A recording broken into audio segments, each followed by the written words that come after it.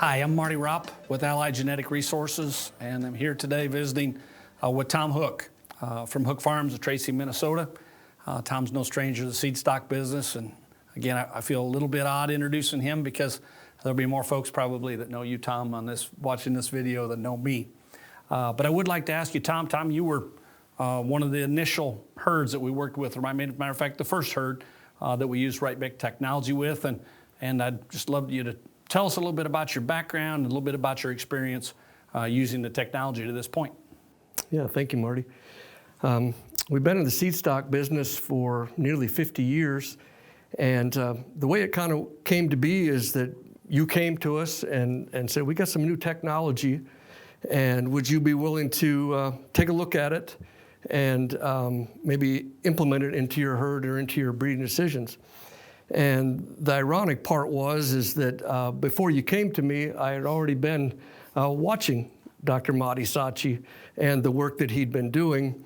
And as a mentor that you and I both know really well, once taught me the late Roy Wallace, the longtime beef procurement manager for Select Sires. He said, Tom, before I go sort cattle, I go sort the people that raise the cattle.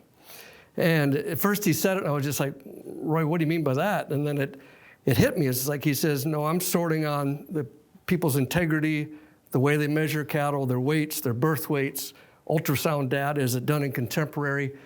And I realized then that not just in breeding cattle or buying bulls, it works with many other facets of life. And in this case, it works with how I met Matti Sachi. He was making a presentation at a Fall Focus in Bozeman, Montana, and I was very impressed with his intellect, with the material that he presented, how thorough and accurate it was.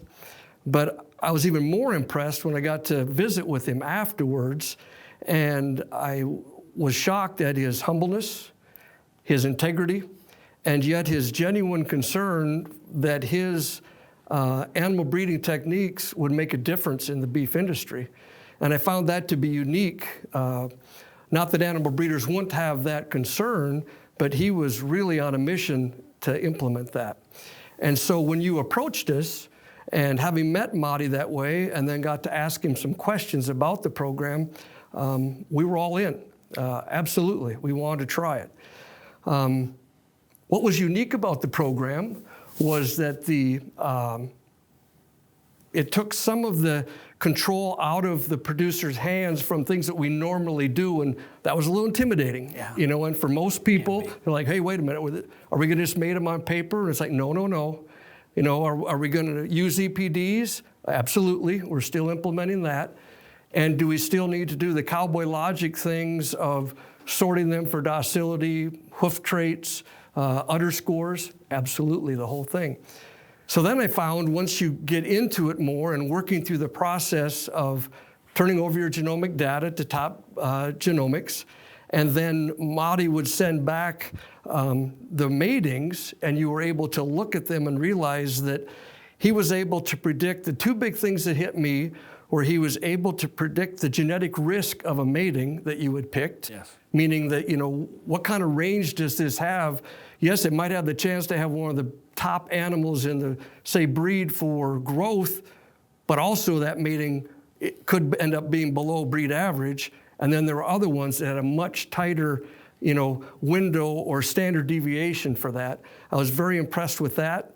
And the other was that it just showed how you could move the genetic curve to the right rapidly with using his technology. So that was the two striking things when we first started, and I wasn't disappointed when we got the results of the calf crop, and we've done it subsequent years after that. And what was the most surprising thing when you got the data back after a couple of years? You went out and you evaluated the results. What was something that struck you the hardest? I think the part that correlates the best is that it was one of those situations where you could see that you didn't have the bottom end. And as one fellow producer that I asked earlier, I said, what would you say is that you like best about RightMate? And they said, we don't waste a mating. And that would be one of the biggest things, is those animals that always in a bell-shaped curve, we quit producing those bottom end cattle that you just couldn't explain. How did we get this out of this mating? Because we never made that mating. Yeah. Thanks, Tom. Appreciate your time today.